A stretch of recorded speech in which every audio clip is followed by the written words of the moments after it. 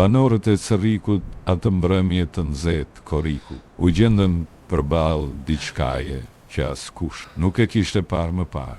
Rreth orës 20 qyteti ishte i qetë, dritat e shtëpive sapo ishin ndezur dhe fëmijët po thërriteshin për të hyrë brenda. Por papritur, një dritë e fortë e bardhëra mbi qiellin e qytetit fillimisht u duk si një yll që lëvizte, pastaj si një objekt i madh fluturues që qëndronte pezull. Njerëzit dolën me nxitim nga shtëpit, disa me frikë, disa thjesht duke shpresuar se nuk ishte ndonjë rrezik. Shiko lart, dëgjohej nëpër rrugë, objekti lëshonte një rrezë të gjatë, drite që prekte çatinë e ndërtesave, se dhe ecte ngadalë mbi qytet, sikur po kërkonte diçka.